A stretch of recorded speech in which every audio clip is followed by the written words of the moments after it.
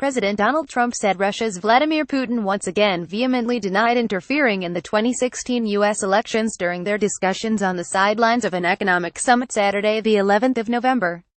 Trump declined to say whether he believed Putin, but made clear he is not interested in dwelling on the issue. He said he absolutely did not meddle in our election. He did not do what they are saying he did, Trump said of Putin, speaking with reporters aboard Air Force One as he traveled to Hanoi, the second-to-last stop of his Asia trip. Every time he sees me, he said I didn't do that. And I really believe that when he tells me that, he means it, Trump said, noting that Putin is very insulted by the accusation. Trump called the allegation an artificial barrier erected by Democrats, once again casting doubt on the U.S. intelligence community's conclusion that Russia tried to interfere in the election to help Trump win. Trump and Putin didn't have a formal meeting while they were in Vietnam for the Asia-Pacific Economic Cooperation Summit, but the two spoke informally several times on the event sidelines and reached an agreement on a number of principles for the future of war-torn Syria. But Trump made clear that the issue of Russian meddling in the election hovers over the leaders' relationship and said it jeopardized their ability to work together on issues including North Korea's escalating nuclear program and the deadly conflict in Syria. Having a good relationship with Russia's a great thing. And this artificial democratic hit job gets in the way, Trump told reporters. People will die because of it. Trump danced around the question of whether he believed Putin's denials, telling reporters that pressing the issue would have accomplished little. Well, look, I can't stand there and argue with him, Trump said. I'd rather have him get out of Syria, to be honest with you.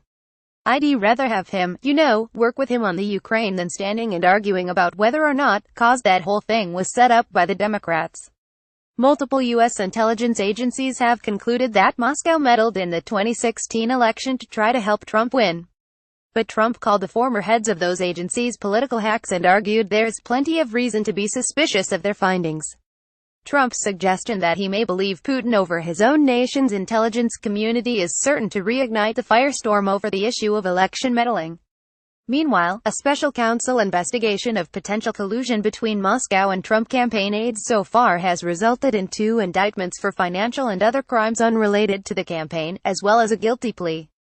Congressional committees have also been interviewing campaign and White House staff.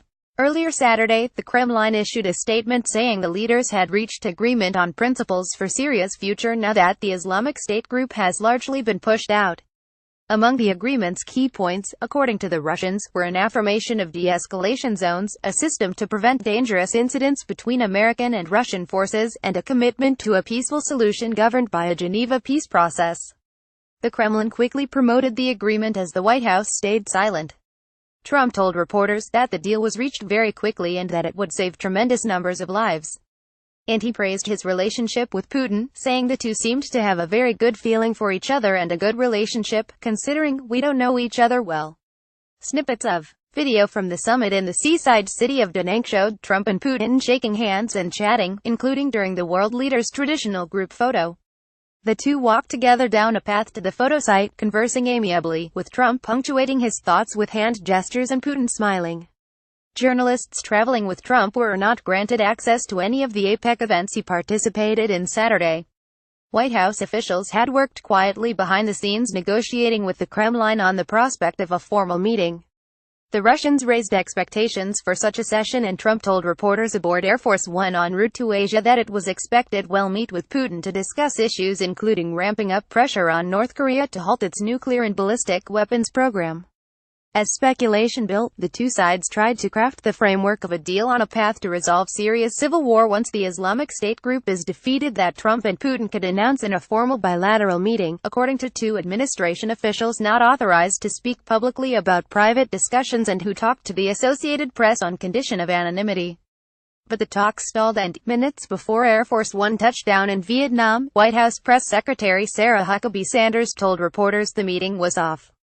Trump's visit to Hanoi began with a state dinner during which he showered the country with praise, saying it has truly become one of the great miracles of the world. On Sunday, he'll meet with the country's president and prime minister before heading to his last stop, the Philippines.